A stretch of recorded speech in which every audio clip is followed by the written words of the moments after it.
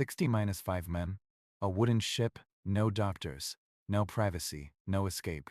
Yet, shoulder minus to minus shoulder in the frozen dark, these Norsemen ate, slept, and fought on the open sea without descending into floating pestilence. 60-5 men, a narrow hull of oaken iron nails, riding low on the gray minus black water. From a distance, it looked like a wood splinter driven into the skin of the sea, too small and fragile to hold so many lives. Closer, it was worse. No private space to stand, let alone lie down. The men were crammed between the rowing benches, gear and shields stacked around them, oars within reach. The sail hung heavy, stained with fat and fat. Everything was damp. Everything was shared. All rights. This was not a ship. It was a coffin that had not yet sunk. The North Sea never forgives. Macy waves lashed the deck, soaking woolen cloaks and leather boots until they clung like a second skin. Each breath hung briefly in the air before being torn away by the wind. Men ate here, slept here, bled here. They relieved themselves a few paces from where they sharpened blades and murmured prayers. They fretting till their hands split and call used. They coughed into the shared air, hauled the same ropes, drank from barrels propped against the same wooden ribs. They lived this way, not for hours, but for weeks on end. And if you wanted to design a perfect disease-petri dish, you had hardly do better than a Viking longship. Crowded bodies packed into a space not much wider than a modern hallway. Perpetual dampness, limited heat, no separate sick bay, no quarantine, no closed latrine, no concept of germs. Here, one infected gut should have led to dysentery racing down the benches in days. A contaminated water barrel should have silently taken a third of the crew before they saw one again. A single louse carrying a fatal bacterium should have been enough to turn this tightly bound band of raiders into a flooding fever ward. You might expect the sagas to be full of such tales, ships sailing out proud and strong, only to drift back weeks later with half the crew delirious, the rest dying in their own filth. Chronicles recording years when Norse fleets rotted at sea.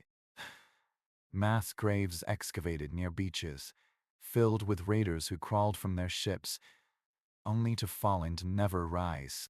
Yet, you find something else.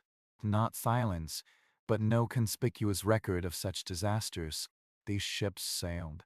They raided. They traded. They returned. The next season they set out again, and the next. They sailed from Norway to the British Isles, from Denmark to Francia, from Iceland to Greenland and beyond. They did so for centuries. Compare this to ships built later, with more technology and more space. In coast decks, designated sleeping areas, dedicated latrines, naval surgeons with instruments and anatomical knowledge, regulations about crew procedures, yet cholera still swept through those crews. Typhus raged in the crowded hammocks of dark lower decks. Scurvy turned gums blackened bodies to wreckage on voyages that were, in theory, better provisioned and more civilized than anything a Viking chieftain could have imagined in the age of sail. But disease killed more men than enemy fire. Ships that looked safer on paper became, in practice, mobile charnel houses. The Viking longship defied that logic bluntly. It was too open, too exposed, too primitive. No warm, enclosed galley, no lower deck for men to shelter from the weather. The keel ran like a spine down the center. The ribs arched upward. The planks overlapped like fish scales, and that was the whole world. Wind, rain, calm, and cold were constant companions. The ship did not protect the crew from the elements that welded them to it. Comfort was not part of the design. Survival was. Survival here seemed to defy the mathematical logic of epidemiology. Imagine you are one of them, a yeoman or a freeman who has left the safety of land for this tilting, ceaseless platform. Your cloak is your blanket. Your shield is your windbreak. The man next to you, whose every shrug and shift you can feel, is also your first potential source of infection. Do you exchange food with him, share stories, and if he starts to cough, the air you breathe carries whatever was in his lungs. When the sea is calm, you snatch a few hours of sleep, but in the same narrow space we labored all day. No clean linen, no change of clothes, just the same sweat, the same damp wool, the same salt crystals scouring your skin. Now, add the brutal schedule, watches blurring day and night, storms pushing everybody to its breaking point, hunger gnawing at the edges of attention, chronic fatigue. All of it should have weakened immune systems. In theory, they all made the crew more vulnerable to any infection that came aboard. Yet, this was the life that underpinned the expansion of the Norse world. These ships carried not just raiders, but settlers, traders, women, children, livestock. They were the vessels that ferried the living infrastructure of new societies to Icelandic valleys and Greenlandic fjords. From a millennium's distance, it looks impossible. Ray long, thin box full of humans, protected only by planks and their own habits, bobbing on a churning sea, and expected to function as an assault platform at journey's end. It should have failed. It should have succumbed to humanity's oldest enemies: dirty water, rotting food, untreated waste, and parasites breeding in unwashed wool. But it did not. At least not enough to stop the raids, not enough to halt the migrations, not enough to write itself into the chronicles as a recurring catastrophe. This is where the puzzle begins, not from some myth of Viking supermen or magical disease resistance, but from a nagging question. What did they do, by accident or design, but turned a coffin-shaped ship into a survivable habitat? The answer is not hidden in some clever invention below deck, because there is no below deck, nor is it a secret latrine, a special medicine, or a lost technology. The answer lies in how they ate, slept, and fought, and in how those three things were forced into a pattern by the uncompromising design of the Longship. Strip away the romantic imagery, the horned helmets that never existed, the saga poetry. What remains is this narrow, overloaded hull that should have been a perfect disease trap somehow became the spine of an expansionist maritime culture. Other navies, centuries later, with better tools and more science, lost more men to invisible killers than two swords. The Vikings, with nothing, still stood on foreign shores ready to fight. Their floating coffin did not become a mass grave. To understand why, you must go back onto that deck, among those benches and barrels, and watch what they actually did there. Meal by meal, sleep by sleep, fight by fight, stand by the water and watch it come. At first, it is just a dark pine on the grease well, a low shape cutting through the white caps. Then the form resolves a long, lean hull, higher at the prow and stern, like an animal arching its back before it strikes. The dragon minus head, if this chieftain chose to mount one, reared just high enough to intimidate. Not so high it caught too much wind. The sail-bellied dow patched and lying. Beneath it, a row of shields hung along the side like a light staring eyes. As the ship draws closer, you see the men, huddled below, hidden inside. They are on the open deck, completely exposed to the sea that could kill them. Board it, and the scale suddenly becomes desperately clear. A typical longship stretched 20 to 30 meters from stem to stern, but was only 2 to 3 meters at its widest point. In a normal walking pace, you would cross from one side to the other. The keel ran down the center, a line of authority. The ribs curved up from it. It was the skeleton of a creature built for speed, not comfort. The planks on the side overlapped each other like stacked kale. Flanker minus built, fastened with iron rivets.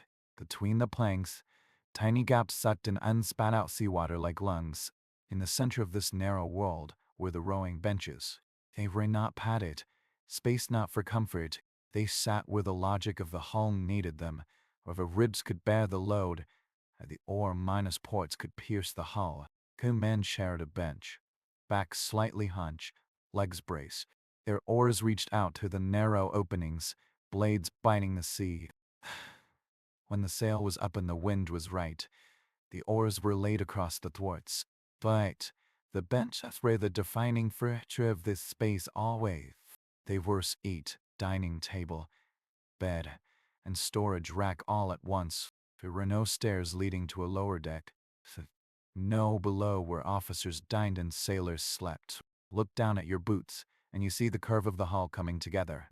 Between the keel and the benches, there might be a few loose floorboards that could be lifted to access small storage nooks, but these were shallow, narrow voids, not rooms. The longship was a single, open hold, exposed from gunwale to gunwale, stem to stern. Everyone lived in the same cold mouthful of air. Food was stored where there was room. Barrels of small beer or soured milk were ashed to the ribs, secured so they wouldn't become deadly projectiles in a heavy swell. Stacks of dried fish and hard bread were stuffed under benches, jammed into corners where feet wouldn't grind them to dust. Anything that would spoil quickly was either eaten in the first days of the voyage or left ashore. Weapons, too, had to coexist in this crowded geometry. Spears and axes leaned against the gunwale, or lay on the deck near their owners. Swords hung from belts, which shields, when not strapped to an arm, lined the ship's side, serving as an extra layer of planking against sea spray and arrows. The longship's shallow draft was its greatest advantage and its silent tyrant. It needed only about a meter of water to float. This meant it could slip up rivers, sail along coasts, land on almost any promising beach. It also meant it rode high on the water like a leaf. It did not cut through waves so much as climb them over the crest and fall down the other side. The low freeboard a short distance from the waterline to the top of the gunwale kept the sea close. You could reach out from the bench and touch the water, relieve yourself over the side, and your waist disappeared for a few seconds.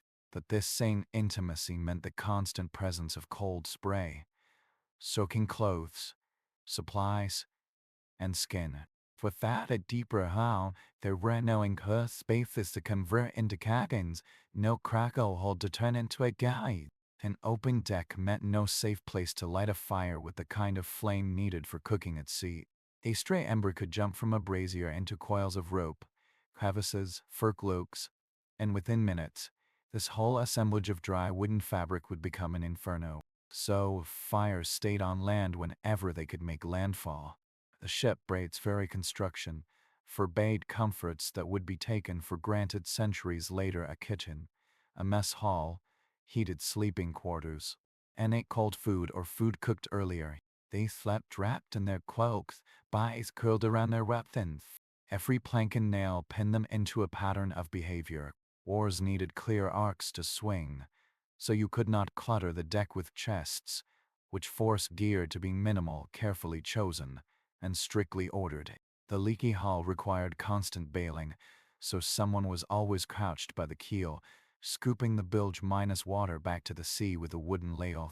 The low freeboard made it easy to vomit, defecate, or rinse a bowl over the side, but it also meant you had to keep your balance always, gripping a rope or bench, because one misstep could send you into the frigid water. The ship limited how dirty it could get, but did so by offering no refuge. You ate where you sat, slept where you worked, washed in the same cold air that pierced your cloak. You could not hide your habits from the man next to you. If you let your gear rot, it fouled a space too. If you forgot to secure a barrel, it could brain someone when the next swell hit. If you left a shield unhung or a spear unsecured, it could foul an oar, slow the ship, endanger everyone. The construction enforced discipline before any chieftain gave an order. It was both prison and lifeline. You could not get away from the other men, their smell, their sounds, their moods. You could not shirk duty. You miss a stroke on the oar, someone else must pull harder. Right, it was this narrowness that bound you that also kept death at bay in subtle ways. The open deck never let air become stagnant. There were no hidden corners for filth to build up unseen. A shallow draft forced frequent landings, breaking the monotony and clearing away the worst accumulations of waste and weariness. The longship did not care about comfort. It cared about movement. By forcing the crew into habits that conformed to its shape, it quietly became more than wooden dire, nay rigorous, unyielding system that kept them healthy enough to keep going. The first question had nothing to do with glory, gold, or even survival. It was absurdly simple. The entire world is a prank floor to cases wide. What do you put in the mouth of 60 hungry men? Imagine the ship 3 days out. The excitement of departure has worn off. The coastline is a distant memory behind them. The destination is still rumor ahead. The men are not yet exhausted, but the novelty of the sea has turned to routine. The oars creak, the sail snaps, stomachs growl. A call goes up for food. There is no cook waiting by a warm stove. A galley tucked below deck.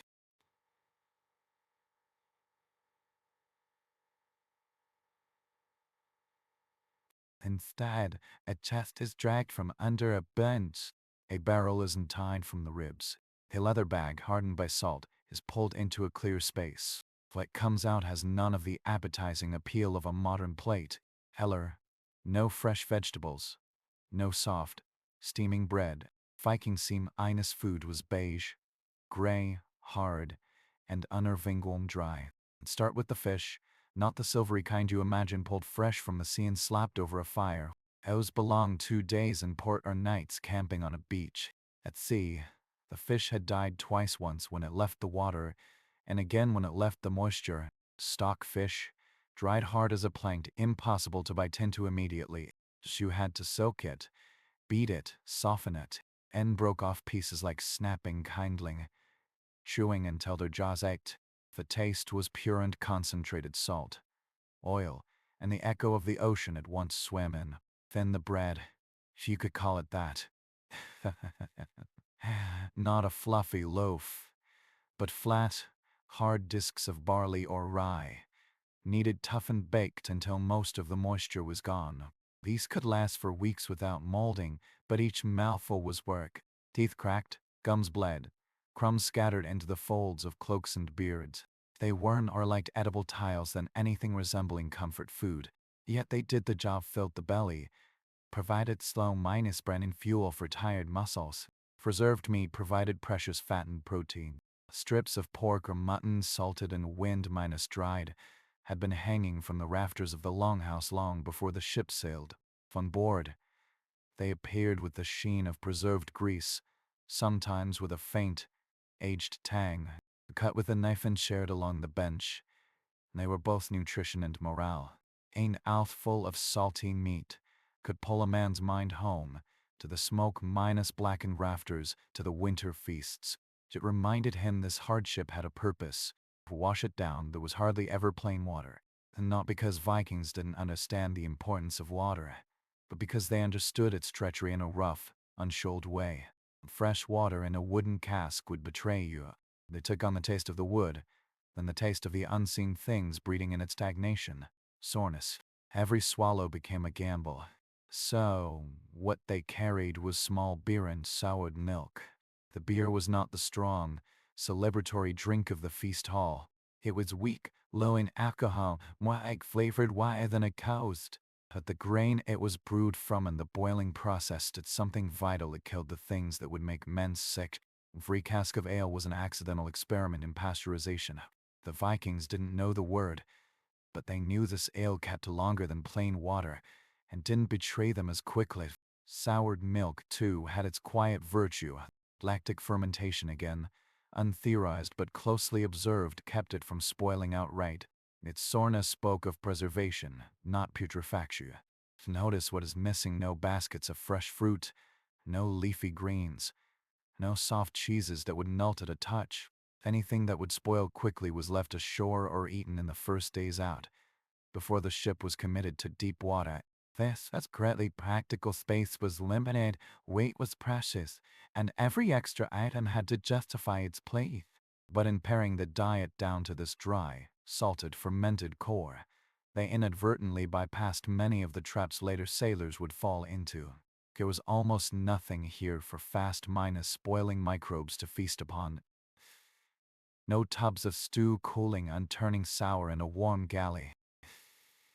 No piles of vegetable peelings molding in a hidden corner. No bruised, leaking fruit spreading sugar minus rich juice into cracks in the wooden deck.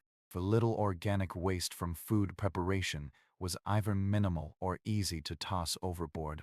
His diet was monotonous, heavy, and often unpleasant, but it was merciless to the microbes that cause food-borne illness. This was not health as modern nutrition defines it. It had consequences. Months of this diet would leave a body craving the fresh, vitamins silently depleted, gums softening long before anyone named scurvy. But for the sharp arc of most Viking voyages out for a few weeks, back in a few the system worked. Men stayed strong enough to row. Their guts, never truly comfortable, did not collapse in waves of vomiting and diarrhea. The food filled them without poisoning them with any regularity. On this narrow ship, every choice had to prove its worth. The cask of small beer instead of water, a sack of stock fish instead of a basket of fresh fish, a stack of hard bread instead of something softer, more perishable. These were not decisions born of scientific knowledge, but of hard, repeated experience. In the unwritten memory of their culture, enough men had seen enough food, turned edly to shape these habits. So, when the call for food came during the rest period, or stilled sails slack, what was pulled from the shadows under the benches was not a feast. It was a survival kit. Every bite was a compromise between flavor and time, comfort and shelf life. And in that compromise lay one of their simplest, most effective protections against sickness.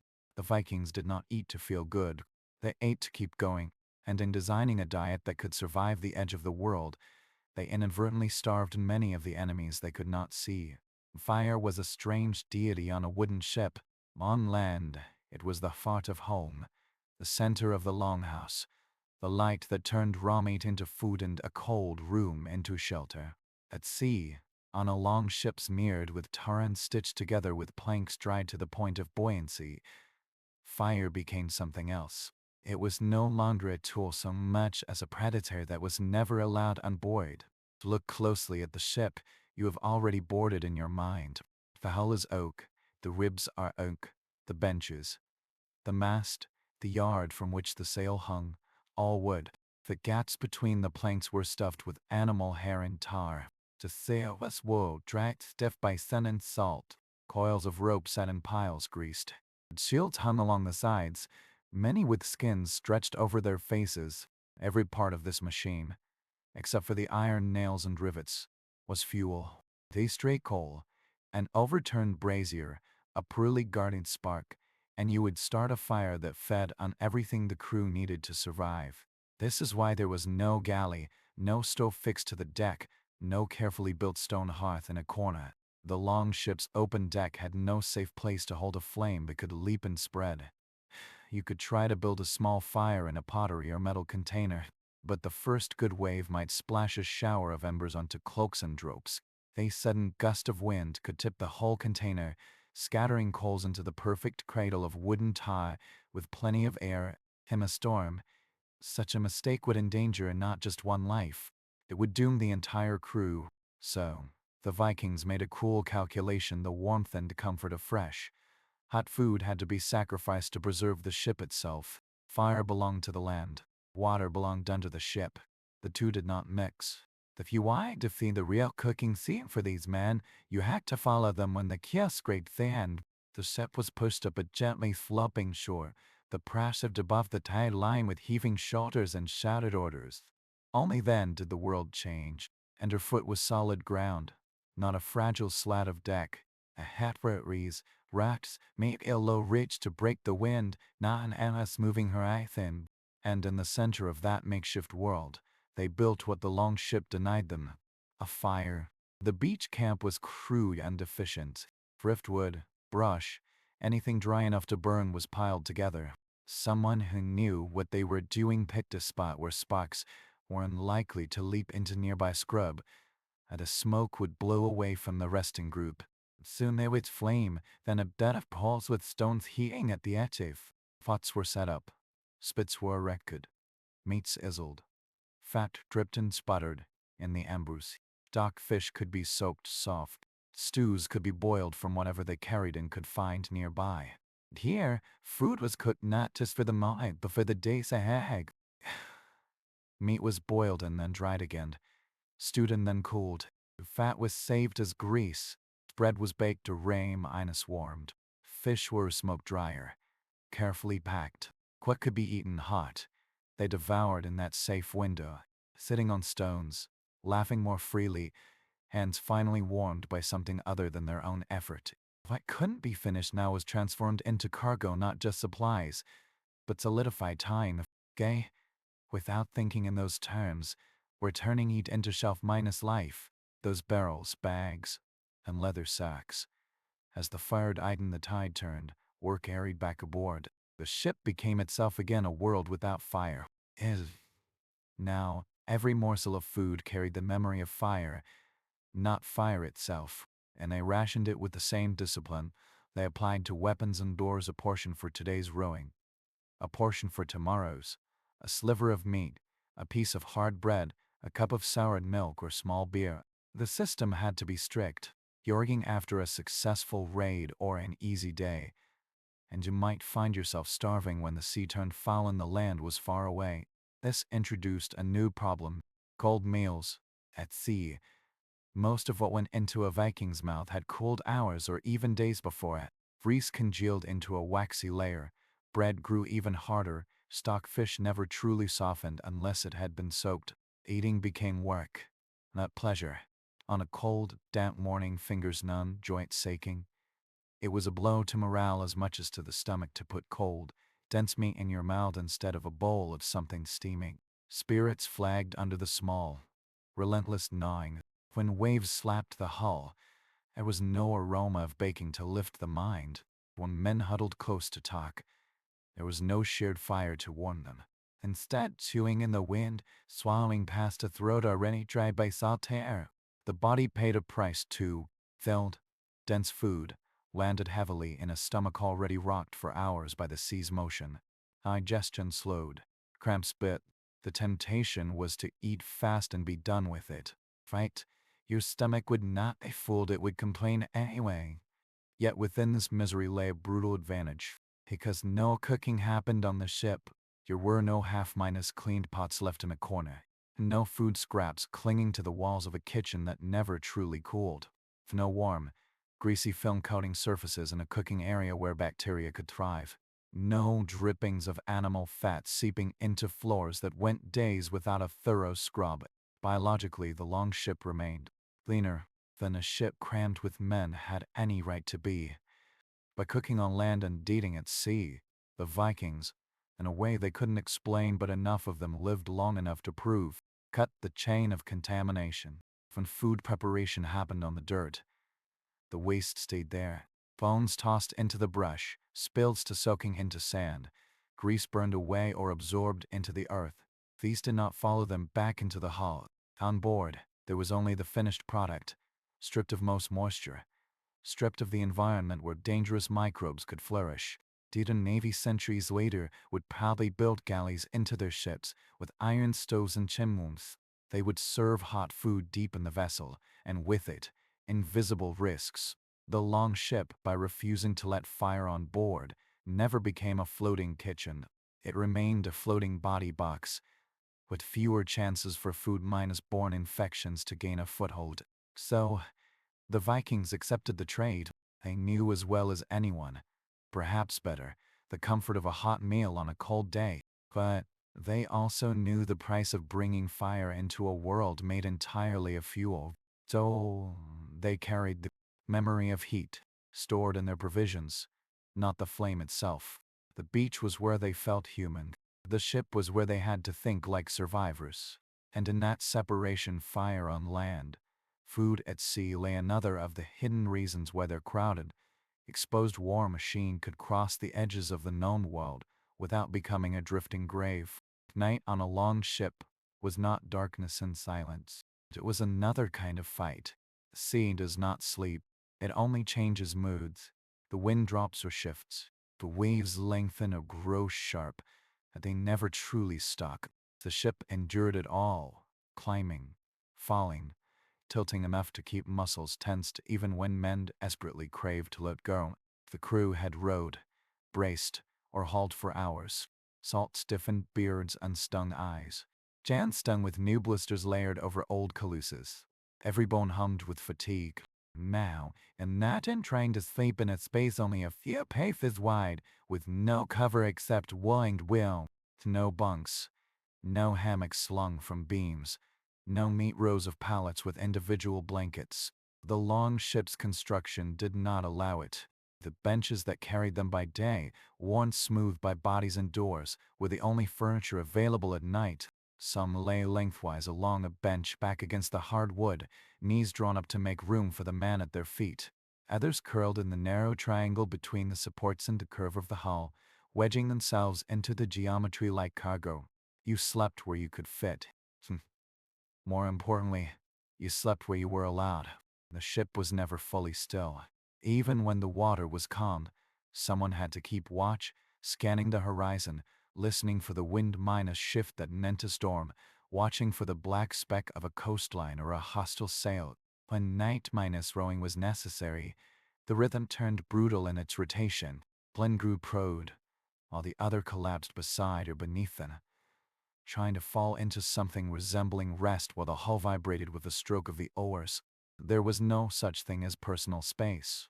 You turned over, and your elbow found someone's ribs. You shifted a leg and met a boot, the curve of a shield, with a hard corner of a chest.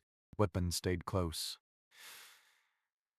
No one was foolish enough to sleep with a sword or axe beyond immediate reach. So you slept with your gear, a spear shaft against your side, the wooden rim of a shield digging into your shoulder, the weight of a sword minus belt on your hip. Comfort wasn't even on the list of priorities. The primary requirement was that you awakened act in an instant if the shout went up. Clothing became bedding. Your wool cloak was no longer just a garment. It was your mattress, your blanket, your roof. You pulled it tight around you, trapping the tiny heat your body could still generate. If you were lucky, you had a fur, thick and musky, that kept the wind from cutting straight through. The hull insulated almost nothing, a mere thin barrier between your body and the cold breath of the ocean. Men learned to use their shields not just as tools of war, but as temporary walls.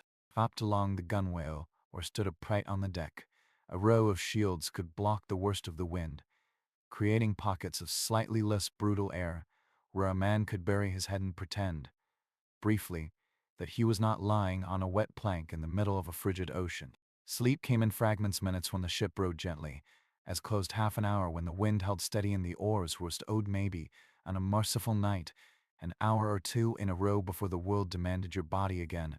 No one expected 8 hours of unbroken sleep. That thought belonged to warm houses and locked doors. On the Longship, rest was stolen, not given. Yet, there was a strange, hidden mercy in this arrangement. It was the very things that made sleep miserable: the exposure, the constant wind, the lack of an enclosed cabin that also kept something else at bay. On later ships, with lower ceilings and more crowded lower decks, men would sleep cheek minus by minus gel in air that grew warmer and damper with every exhalation. Their lungs would fill with the same reciprocal torch damp, carrying coughs and infections from one hammock to the next. One man's fever would radiate through the dark, turning the whole lower deck into a slowly moving petri dish. The Viking longship never let air stagnate. The wind that stole warmth also stole moisture. Every breath was carried away the moment it left the lips. Every cough was dispersed into the open, not allowed to hover over a row of berths. There were no dark, unventilated corners for damp to gather for days. The cold didn't just bite the skin. It stripped away the conditions that let respiratory illnesses thrive. It was a cruel trade, constant chill for a lower chance of being suffocated by the germs of the man next to you. Of course, this was not a conscious medical strategy. No Viking shipwright looked at a plan and thought, if I eliminate the cabin, I'll reduce pneumonia. That the ship's design, born from the needs for speed, shallow draft, and flexibility, enforced a way of sleeping that inadvertently protected the crew. Exposure was both curse and shield. Psychologically, the men adapted to a world where sleep was always adjacent to danger. It did not lie down and surrender to oblivion. You hovered near it. Funner remained tuned to the creak of the mast, the tone of the steersman's voice, the pattern of the waves. Your body learned to rest in segments like text broken into short lines, each one ready to be interrupted. You learned to find a kind of peace and adjacency to risk, accepting that the axe was always an arm's length away. And so was the man who might need you awake in an instant. In time, this broken fleet became normal. The mind no longer raked every moment for a wide bed and a sealed room. It still remembered them in the hidden corners of homesickness, but it made do with what it had: a plank, a shared cloak, the solid familiarity of a companion's back against your own. The ship offered no more. Yet, for most of these men, it was enough. Not enough to be comfortable, but enough to wake alive when dawn stained the edge of the world from black to iron minus gray, enough to take up the oars again. When a Viking longship appeared off your coast, the men aboard were not tourists of exploration. They were weapons already loaded. The ship was their scabbard, and the moment the keel ground over sand or shingle, the blades came out. You could see it in the arrangement of the ship, long before any sword was drawn. Weapons were not stowed neatly in chests, buried under gear to be retrieved at convenience. They were at hand. Spears and axes leaned against the gunwale, tips wrapped in leather or cloth to prevent scrapes and rust. Handles were worn smooth by hands that knew the exact grip. Shields were arrayed along the ship's side like scales, their convex faces catching the light. Full one down, and it was already oriented for use. Swords hung from belts, even while rowing. The belt was adjusted so the steel wouldn't foul the oar, but never so far it couldn't be reached in an instant. Everything had its place, and that place was chosen. For speed, you didn't want to fumble for a misplaced axe, while the ship was still gliding into the shallows. You might remember too late that your shield was lashed under a coil of rope because you'd been careless the night before. The Longship's crowded geometry actually reinforced this state of readiness. Space was so limited that every important item had to be precisely stowed. Weapons were woven into the daily life of the deck as much as they were in battle, within reach while eating and sleeping. When the coastline they sought finally appeared, an monastery, a village, a trading post, the hall of a rival chieftain, the rhythm changed. The choreography practiced countless times took over, sinking below thought into reflex. Commands didn't need to be shouted. A few clipped words, a gesture, and the crew moved as one. A sail came down first, furled and secured so it wouldn't catch a rogue wind while close to shore. Oars slid into the water, blades flashing in unison. This was where all those hours of endless rowing showed their second purpose. Yes, they propelled the ship, but they also turned these men into a single organism. They knew each other's rhythm, how high to pull, how just for a swell without breaking a stroke. This same collective muscle memory that kept the oars coordinated would keep a shield minus wall intact on the beach. The hull ground into the shallows. It was a brief moment of what looked like chaos, everything happening at once, but the chaos was only for those who didn't know the pattern. The prow into sand or gravel. Men on the forward benches dropped their oars and stood in one motion. Shields clattered as they were put from the rail. Spears were snatched up. Men from the stern jumped into knee-inch deep water, heating the ship higher for the precious seconds it took to anchor it. Others followed, boots splashing, breath already burning in their lungs. In a heartbeat, the ship they had slept in became an empty stage. Most of its crew were already arrayed on solid land. Shields overlapped, spear minus points bristled. The men who had been silently rowing moments before now presented a wall of wood, steel, and cold monocide intent to whoever stood in their way. That transition from crowded, rocking deck to organized lying was the true measure of their training.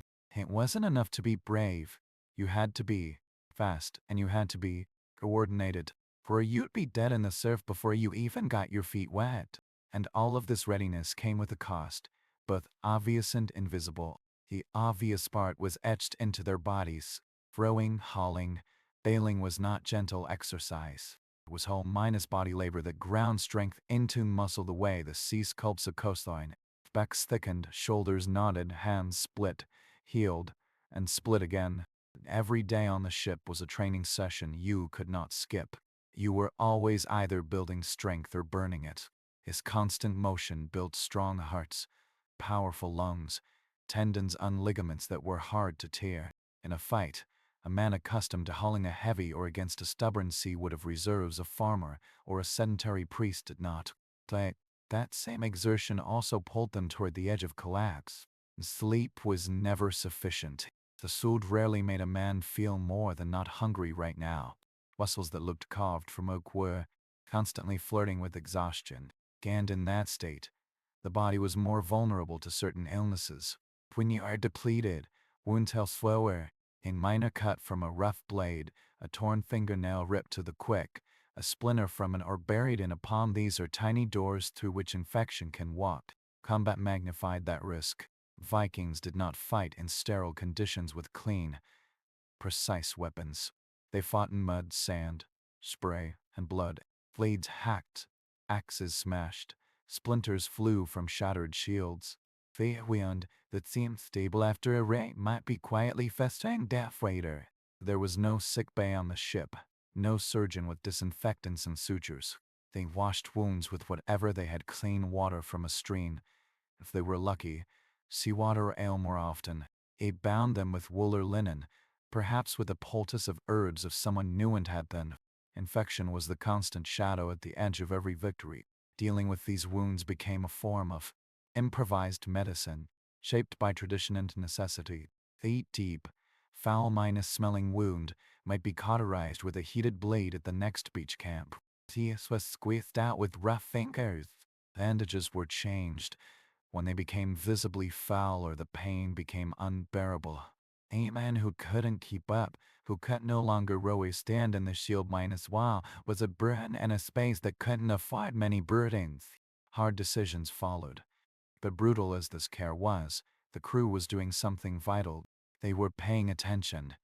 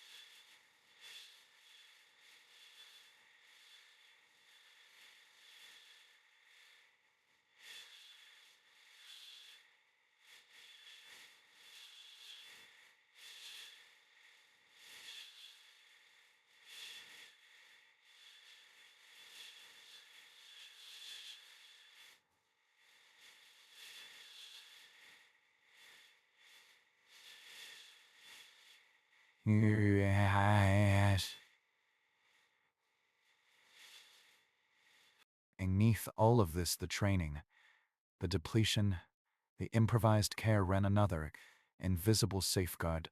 Discipline, and it spreads faster than any disease. On a ship, it is deadly. One man losing his nerve at the wrong moment can start a chain reaction. Oars fall out of rhythm, the landing procedure goes awry, men hesitate between staying with the ship and rushing ashore. That hesitation creates confusion, and confusion is the moment when men forget to guard their backs, lose track of their gear, fail to notice a wounded man until it's too late. The Vikings fought it with the drilled routine that seeped into every corner of life on board, where weapons were stowed, how shields were taken down, which men disembarked from which side of the ship, who lead the first charge, who guarded the flanks, who stayed behind to guard the vessel. When everyone knew their role, the mental load in a crisis was lower. Fewer mistakes meant fewer unnecessary injuries. Fewer bodies trampled in the chaos. Less chance for confusion to curl into fatal disorder. In this light, fighting from a moving floor was not just about strength or fearlessness. It was about a system of habits embedded deep in the bone, where your sword hung, even while you slept, how your hands found your shield in the dark, which your feet knew to do the instant they felt, and instead of planking under them. The longship didn't just carry warriors, it shaped them, forcing them into a strike team that could shift from rowing to fighting in the space of one breath and, if they lived, shift back again. And that cycle, repeated over and over, kept them sharp enough to win, and organized enough to endure what always followed victory: blood, pain, and the silent war against infection that began when the shouting stopped. The sagas talk of blood, steel, and glory, but almost never mention what a long ship really smelled like. And for a reason. Imagine you're on the rowing bench, back aching, hands sore. The man in front of you is so close his shoulders press against your knees every time he moves. The man behind you exhales, and you feel his breath on the back of your neck. Cloaks overlap, elbows collide. When you try to stretch a leg, you find someone's pack, someone's shield, someone's sleeping spot. There is no your area, only the space your body currently occupies. And even that is on loan. In this crush of flesh and wool, you share everything. When you eat, someone's hand is inches from your mouth. When you sleep, your cheek might rest against another man's back. When you cough, you cannot turn far enough away not to breathe it into someone's air. At night, if the wind drops and the sea calms, a new kind of silence falls composed of snores, muttered dreams, and the soft, rhythmic scratching of men clawing at itches under their clothes. Because inside those cloaks and tunics, life crawls. Wool is warm, durable, essential in the northern cold. It is also a paradise for lice and fleas. They move in the seams and folds, laying eggs in the hidden corners of garments that are almost never truly cleaned. You could wash your face with a handful of seawater, even rinse your hair if you were brave enough to bear the cold. But soaking and scrubbing an entire set of clothes was harder, especially at sea. Souls of parasites traveled with you, feeding on your blood, leaving itchy, inflamed bites that could drive a man half-minus mad in the long stretches between tasks. Bedding was no refuge. Whatever you lay on your cloak, a fur, a rolled minus-up garment, was the same piece of fabric that had been pressed against your sweaty body all day. The parasites didn't care if you were sitting, standing, or trying to sleep. They only cared that you were warm and alive. In such close confinement, a man with lice wasn't just gross, he was a actor. There was always the chance a single infestation could spread through the crew like fire, turning every rest period into a scratching, sleepless torment. The Vikings were not ignorant of this. They lived in the most literal intimacy with their own filth, and they knew exactly what it did to them. This is why the war against grime and parasites became as routine as rowing. It wasn't about vanity. It was about survival. When the ship finally made for shore, even just a stony beach, the race for water was about more than rinking. Stripped down as far as the weather allowed and waded into the surf and knelt by a stream. They scooped up the cold, seawater or river water, and began to scrub. Sand became a kind of soap, scouring away sweat and grime from skin. Hair was rinsed, combed through with fingers until tangles loosened, and dropped loosened. Knits were flicked into the current. Beards were washed, combed, trimmed. The thinnest time into place out of the wind. Teeth and cocks might be dunked, then beaten against tracks or wrung out by hand. None of this made them clean in any modern sense, but it reset the filth. It reduced the load. This washing day, every time they landed, stripped away a layer of sweat, salt, and parasites that otherwise had nowhere to go but deeper into the fibers in the flesh. The tools they carried tell the same story. Those intricately carved bone combs found in graves were not ornaments. They were weapons. In this daily grooming war, to comb your hair was to run the teeth through a crowd of unwelcome guests, catching, crushing, flicking them away. Men would sit on a log or a stone, bending forward over their knees, combing over and over until the scalp felt raw, but also lighter, thus alive with crawling things. Some would share a wash-minus basin passed around in order of rank or age, each man splashing water on his face and beard, clearing away the worst of the day's residue. And underneath it all was something less tangible, but just as powerful. Shame. In a space this close, your habits were everyone's business. If you stank worse than the rest of the crew, people noticed. The king never washed your hands, never shook the lice from your cloak, never took your turn cleaning or bailing. It wasn't a personal failing. It was an insult. And with it came mockery, the kind of cutting ridicule that left marks deeper than any scratch. Enan could bear physical hardship more easily than the slow erosion of his standing among his companions. Partner on a longship wasn't just about courage in a fight, it was about not being the one who made life unbearable for everyone else.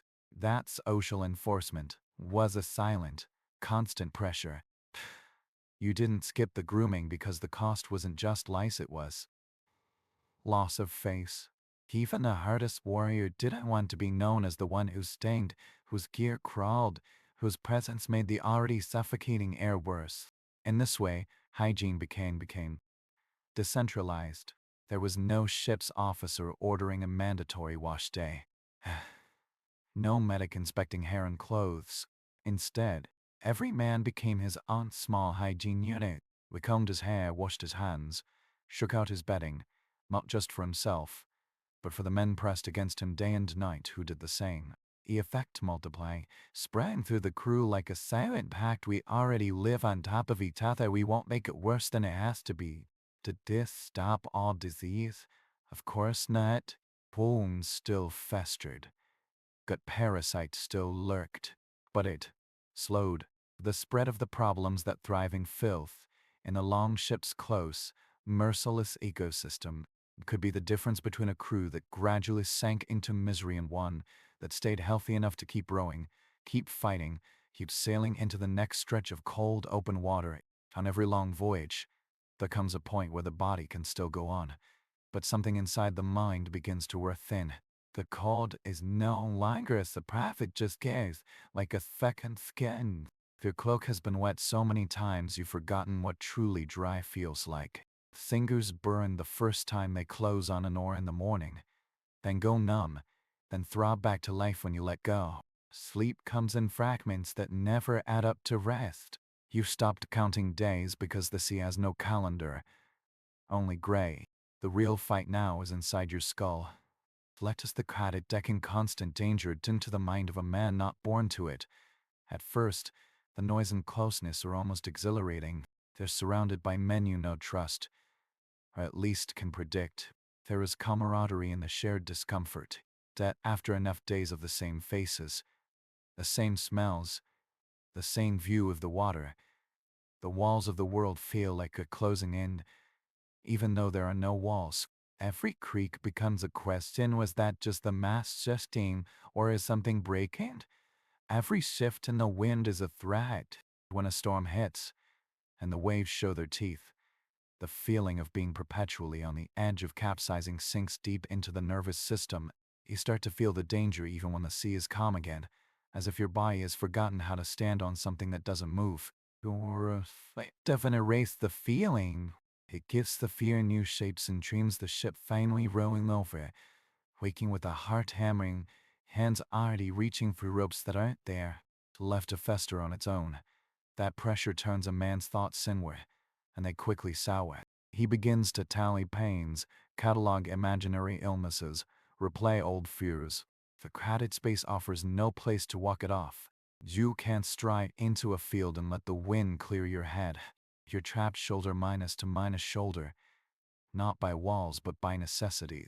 You have to be here, and if you break in front of everyone. The Vikings had no therapists, no manuals for coping with stress, no clinical terms for anxiety or depression. What they had were ancient tools honed by constant use. Stories, songs, boasts, and a particular kind of humor as dark as the sea at midnight. Playing night-felling duties were as light as they could be. Someone would start talking. That might be a tale of his own deeds, exaggerated just enough to draw after groans. It might be a passage from a saga they all knew, recited line by line, the next man picking up when the last one faltered. They talked of heroes who faced worse, of ships that sailed through storms and battles and came home heavier with plunder than they left. They mocked old enemies, invented ridiculous insults, twisted fear into something that could be laughed at, not dwelt upon. Songs had their place. Brewing chants set the rhythm, coordinated muscles, but they also gave the mind something to latch onto other than fear. Drinking songs might feel a bit hollow when the beer was weak and rationed, but the melody carried memories of feast halls and roaring fires. Even the dark humor had its place. When a wave soaked everyone to the bone, someone would joke that the gods wanted them washed clean before the slaughter. It was cruel, bleak, that it made men snort, not stare too long at the thought behind the joke. Beneath the jokes and stories was something harder, less malleable, the religious framework that shaped how these men understood suffering itself. They did not believe they were the primary authors of their fate. The Norns, the three weavers of destiny, had already threaded their lives into the web. Good and white, the got white. The end was not entirely in their hands. What was in their hands was how they faced it. To die of sickness running slowly on a bed was considered a lesser end. To die in battle, weapon in hand, was something else entirely. It was a ticket to Valhalla or some other esteemed afterlife, however mythologized. This belief did something very practical on the Longship. It redefined risk. It was still there. No one wanted to feel the cold water close over his head. But it was no longer meaningless. Holding your post in the storm, staying at your oar when your arms screamed to stop, taking your place in the shield minus wall when the keel scrapes and above it was not just survival. It was a performance, watched by gods and men alike. Wrapped around that faith was group identity. The men on the ship did not see themselves as random individuals who happened to be on the same vessel. They were a crew, a band, sometimes sworn to a chieftain whose honor was intertwined with their own. In their minds, they were tougher than the farmers who stayed behind to plow, tougher than the merchants who hugged the coast and slept in sheltered harbors, tougher than other sailors who were too soft or too frightened to ride low, open ships across deep water. Pride was a shield, and often all they had. You did not admit you were afraid of the next storm. You did not complain that the cold was getting into your bones. You might joke, curse, spit, but you did not admit you were broken by it. And if you did, you risked stepping outside the circle of hard men who were supposed to be able to endure anything. Better to grit your teeth, pull harder on the oar, boast louder than you felt. The performance often became reality, at least enough to keep you going. This mindset couldn't stop disease. No amount of pride could keep a wound from festering or scurvy from loosening teeth. The gods didn't reach down to catch every arrow from the air. Men still died, sometimes miserably, sometimes for no reason at all. But what this inner armor did was prevent collapse, the collective unraveling that turns a band of capable fighters into a shivering mass of terror and surrender. On a long ship, the line between functioning and falling apart was thinner than the plank underfoot. Once enough men stopped believing they could endure, the practical consequences followed swiftly. Oars missed their rhythm, landings became sloppy, hesitation crept into fights, wounds and gear were neglected. The whole survival system of the ship depended on every man doing his part, and when every instant screamed to lie down and give up. Thou, a Vikings fight, a war on two fronts. One against the physical world, the sea, the enemy on shore, the other against themselves. Stories, songs, dark humor, a worldview that insisted suffering could have meaning, and a group identity built on toughness, all of it worked together to keep the mind from breaking before the body did. They couldn't stop the North Sea from trying to kill them, but they could stop their own minds from doing the sea's work for it. If you want to understand just how strange it is that Viking crews didn't die in droves, you have to fast minus forward centuries and walk the decks of ships that should, on paper, have been vastly superior. Imagine stepping from a Viking longship onto a medieval cog. Suddenly, the world changes shape. The cod is fat where the longship was lean. It's deeper, with a broad, bulging belly built for cargo. On top of that swollen hull, walls of wood rise up, forming a single minus-masted box with high sides. There were real decks, flat and continuous. Below them, enclosed spaces ran from stem to stern. There were hatches, doors, ladders leading into dark, the same minus luxury after the long ship's relentless openness. Push further forward in time, and ships grew more complex. Galleons, loomed like floating castles, with multiple decks, cabins, corridors, gun ports bristling with cannon. Really modern naval ships refined this design. 3 masts, square sails, hundreds of men assigned to specific hammocks, officers with separate quarters, storerooms, and magazines. Somewhere below, a galley glowed. Iron stoves were fixed to the wood, smoke vented through a chimney. There was a sickbay of sorts. There were established routines, discipline enforced by written regulations, not just custom. From one angle, these ships were triumphs of engineering. They could carry more food, more water, more weapons, more men. Height in all that structurally a hidden cost.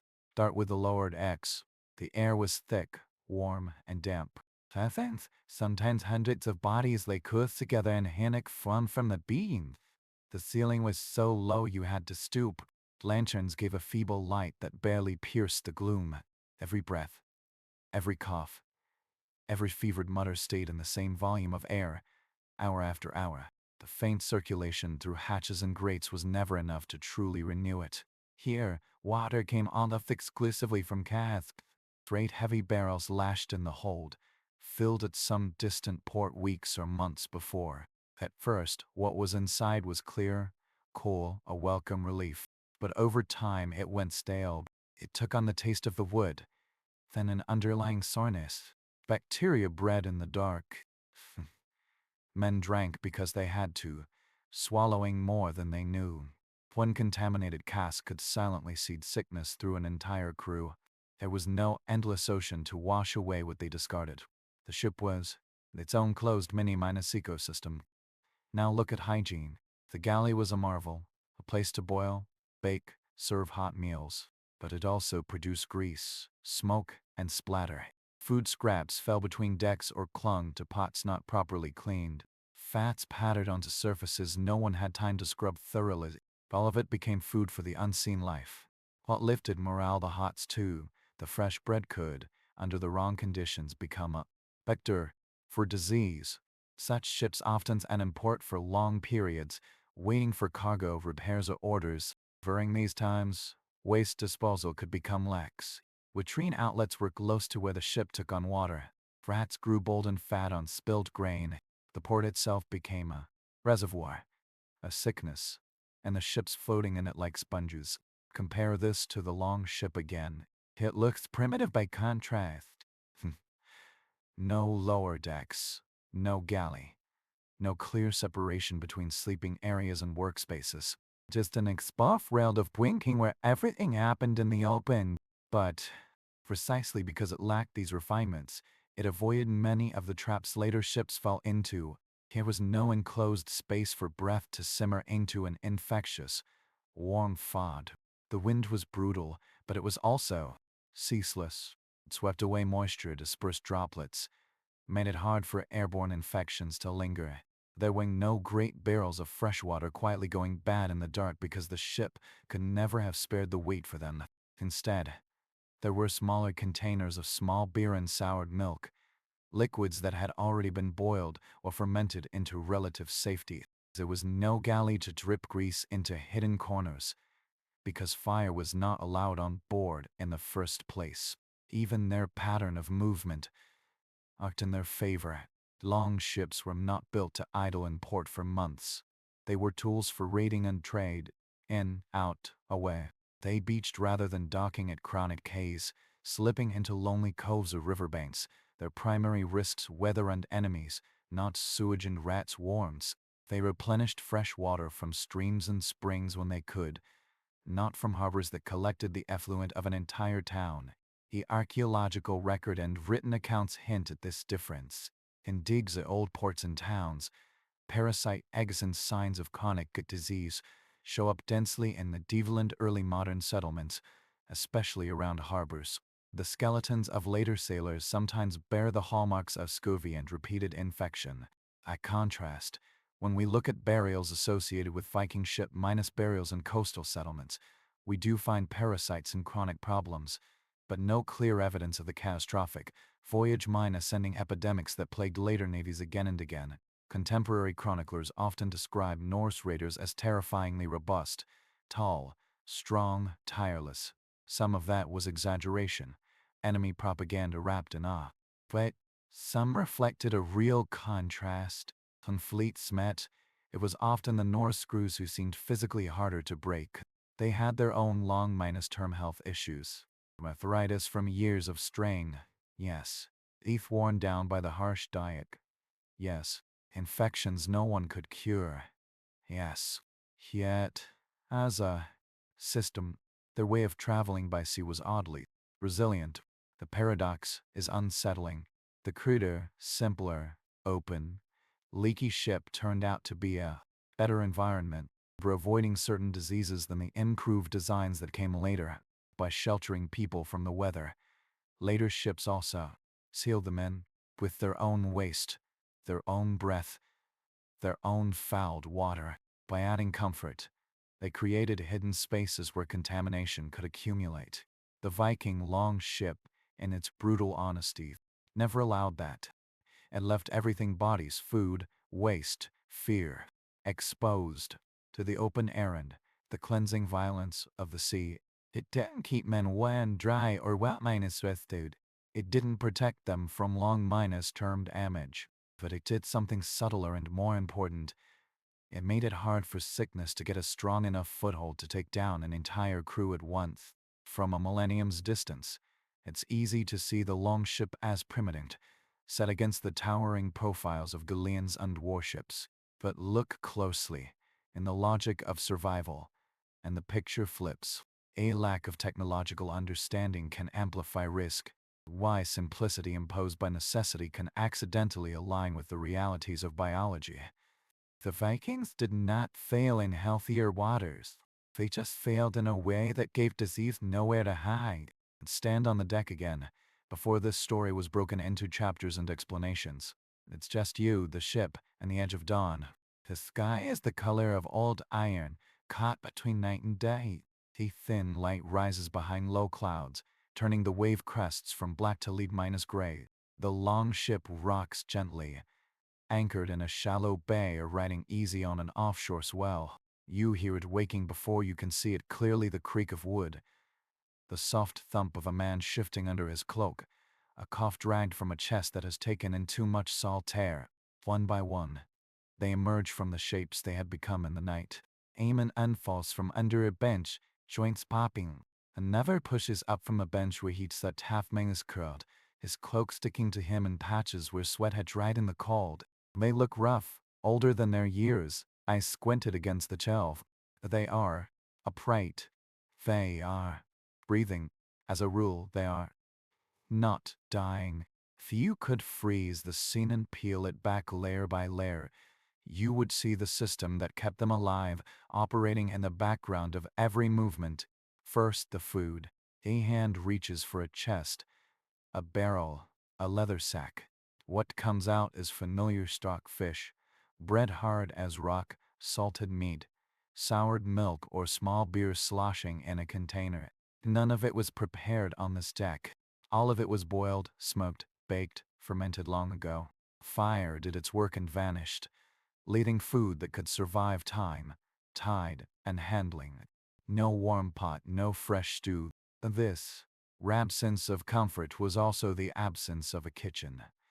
Dripping grease and hiding rot in damp corners. They chew in silence on the same unpalatable but safe calories, but gets accustomed to the punishment, accepting it without mass revolt. Look at where they slept. No cabins, no room where the air grew stale overnight, just an open deck where the same wind tore at their cloaks all evening had been pulling their breath away into the dark all night. They slept in shifts, some waking as others closed their eyes. Bodies curled around weapons and gear, stacked under benches, huddled behind shields, leaning into the wind. Every plank that dug into a rib, every gust that stole their tiny heat, also stole the chance for sickness to brew in still, damp air. Agony was ventilation.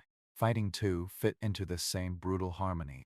The ship was not built for siege warfare or months minus long blockades.